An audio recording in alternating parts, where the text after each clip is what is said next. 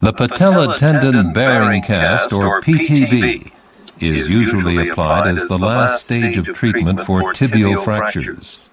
The pressure applied to the fracture site as the patient walks stimulates bone growth. The PTB may also be used for rehabilitation of the knee for a patient whose leg has been immobilized by a long leg cast. In this presentation, the application of the PTB will be demonstrated. The objective of the exercise is to show the application of the PTB, a plaster cast that will stabilize the fracture while stimulating bone growth.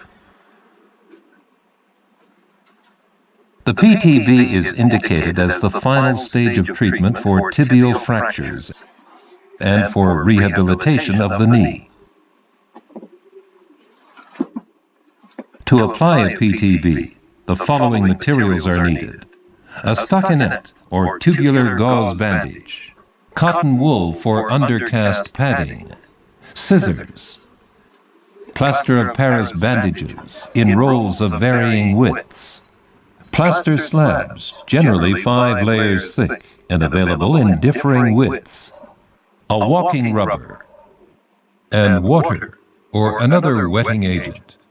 The water should be tepid or lukewarm with an ideal temperature of between 22 and 25 degrees Celsius. It should be noted that colder water or a bandage that is wetter will allow for an increased working time, while warmer water or a bandage that is drier reduces the working time. The patient should be seated with the knee over the edge of the table. The foot is supported at the metatarsals with the knee, as shown here. The patient's knee should be slightly flexed, while both the gastrocnemius and the soleus muscles should be relaxed. The foot should be plantigrade, and the second toe should be in line with the tibia to prevent inversion or eversion of the foot. The distal border is located at the metatarsal heads. The toes should remain uncovered. The anterior proximal border of the PTB lies above the patella.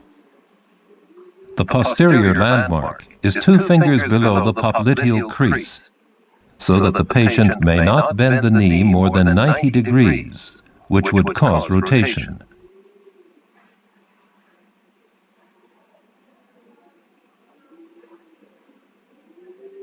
To begin, a stockinette is applied and cut slightly longer than the final cast will be.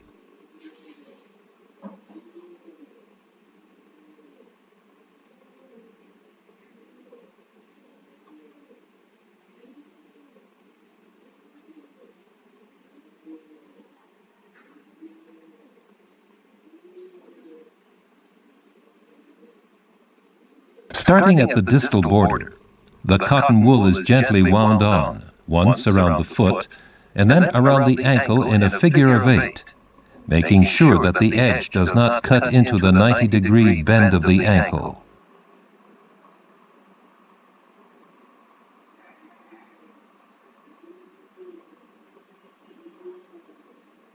The cotton wool is wound towards the knee, giving an overlap of 1 centimeter, which provides a single layer of padding and ensures a secure fitting cast.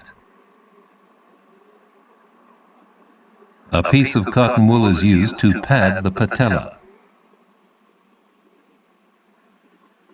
It should be kept in mind that when more padding is applied, there will be less support to the injury site. Cotton wool padding is also applied to the heel and over the malleoli to protect against pressure points causing pressure sores. Before the first bandage is wettened, the free end is doubled over to provide additional support for the base of the foot. The plaster bandage is wettened and the excess water is removed. Starting with the bottom of the foot, the plaster bandage is wrapped around the ankle in a figure of 8.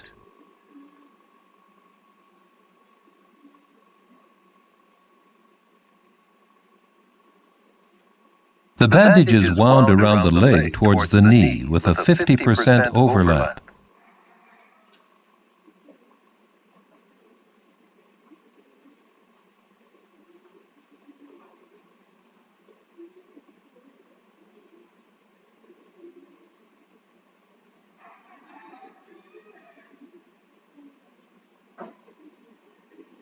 The end of the second plaster bandage is folded over to form a slab.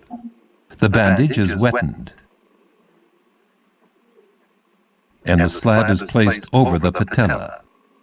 The bandage is wound down and around to the proximal posterior border, and then upwards and around to the patella. Winding continues towards the foot.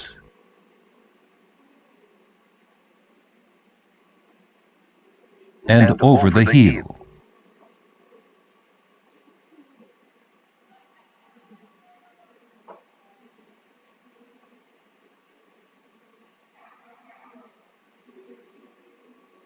Molding begins with one hand applying strong pressure between the heads of the gastrocnemius muscle as shown. The other hand molds plaster around the wings of the tibia.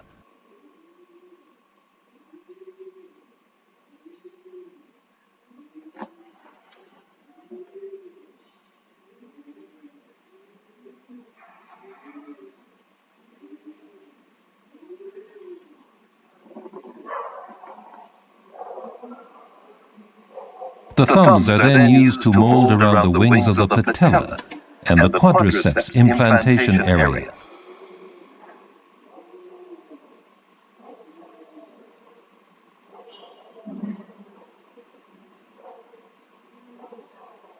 Downward pressure is applied to the top of the patella with the thumb and forefinger, while the bottom of the patella is supported with the other hand.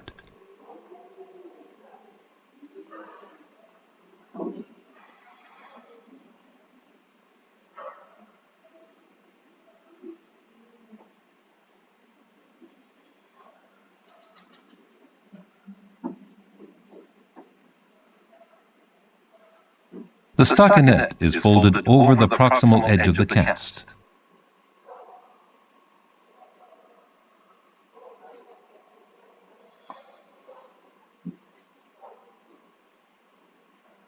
A third plaster bandage is applied in the same manner as the second. It secures the loose end of the stockinette.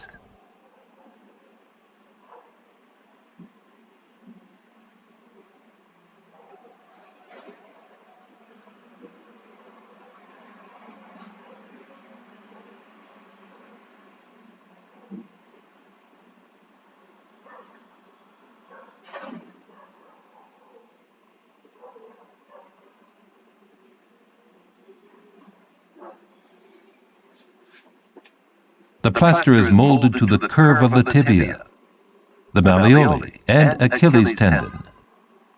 The result will be a secure fitting cast.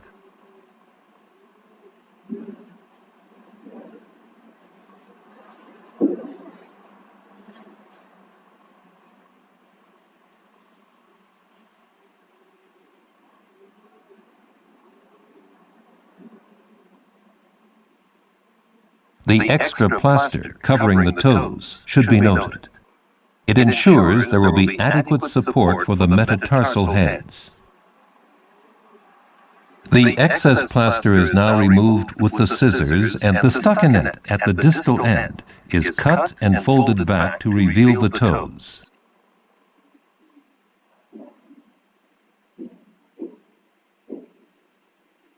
To allow weight bearing, a walking rubber will now be applied. It can be seen that the flat surface of the walking rubber does not lie securely against the surface of the cast.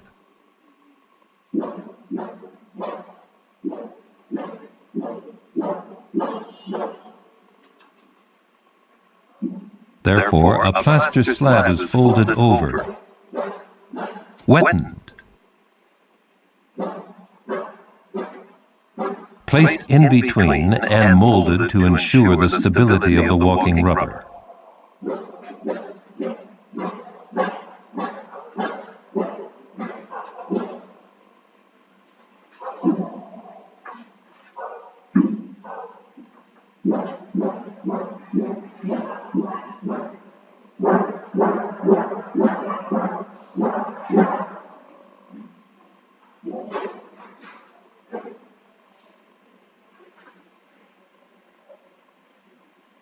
The walking rubber is secured to the cast with a plaster bandage.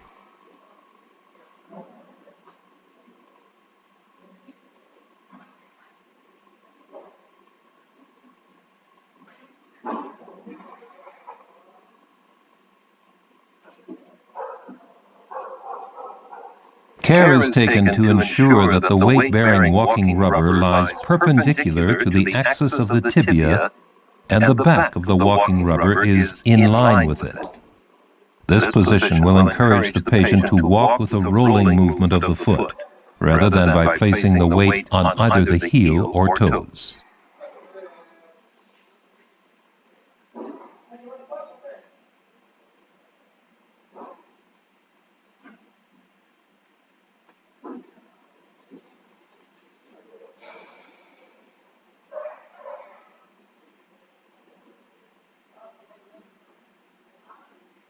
The plaster is smoothed.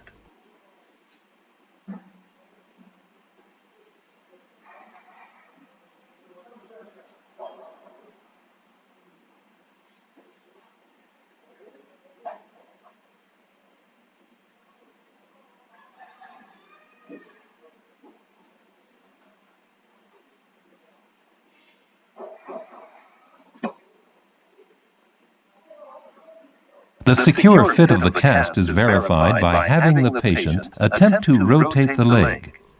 A secure fitting cast will prevent rotation.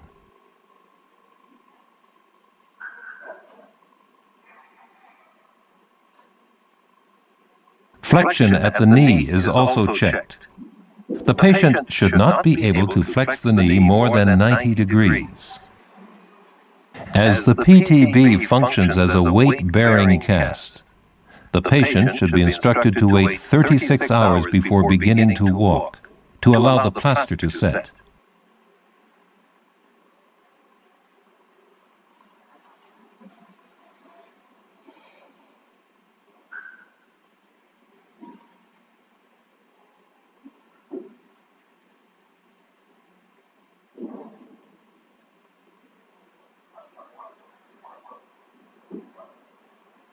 The exercise for the patient can now be explained and demonstrated.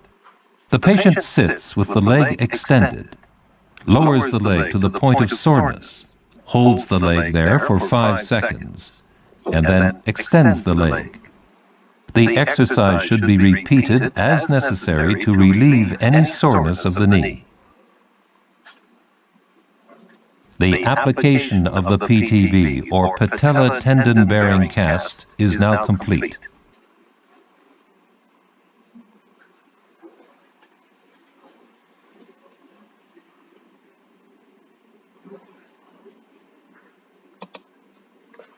The patella tendon